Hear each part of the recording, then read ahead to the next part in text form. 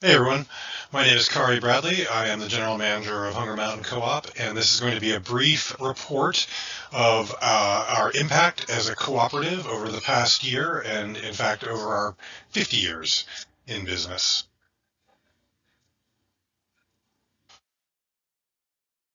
Start this conversation as we do most with our mission statement, which is that we exist to create and sustain a vibrant community of healthy individuals, sustainable local food systems, and thriving cooperative commerce. That statement and these four comprise our ends policies, which the council has set forth as our long-term desired outcomes, and this is the standard against which we measure our success. And we are going to break up our report into different categories of measurement, and we're going to get started with member owners. This first slide shows the growth in number of co-op member owners over the past 5 years. We ended the fiscal year 2022 with 10,655 members.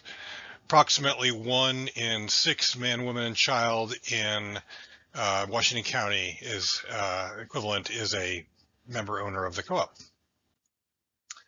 And some other ways we think about membership, we had 13% increase last year in the total discounts offered to members. That would be the senior discount, working member discounts, and Co-op Cares discounts. We have a large growth in the number of people participating in Co-op Cares, which is the discount that we provide to our members who are limited income.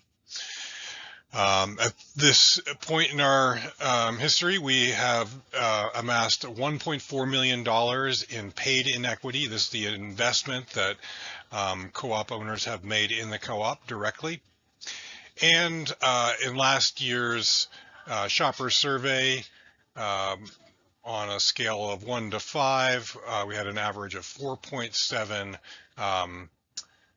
for the question, how likely are you to recommend the co-op to a friend or a colleague, which is indicative of pretty high levels of satisfaction expressed in that survey. Moving on to our employees. At year end, we had 187 employees. 165 of those were earning at least the Vermont livable wage at that time. 142 of our employees are also member owners. 92 participate in the co-op's retirement plan, which is 83% of those that were eligible. And then notable, we have a lot of longevity. We have 57 employees who have worked at least 10 years at the co-op, and 14 of us have worked at least 20 years. In terms of thinking about our community, one of the ways we support the community is to give back. Last year, we gave out $80,000 in change in donations and sponsorships. We've also built up our cooperative community fund over time, both in terms of assets and the grants that we distribute to local organizations, businesses, and initiatives aligned with our mission. Local and organic, obviously, both are core values for the co-op. In terms of local product sales, we had a good increase over the past year, just about $10.5 million in sales. Around 40% of our sales are coming from local products, which we define as grown or significantly value added here in Vermont. And then in terms of organic, $9.6 million in organic product sales, just about a little over a third of our products are certified organic. In terms of environmental sustainability, we've made some good progress purchasing a couple solar arrays over the past year. Those went online in the fourth quarter. But we did see a good decline in total carbon emissions and a nice increase in the co-op sales per ton of carbon dioxide emitted. And we expect to see more improvement in the future in both these measures.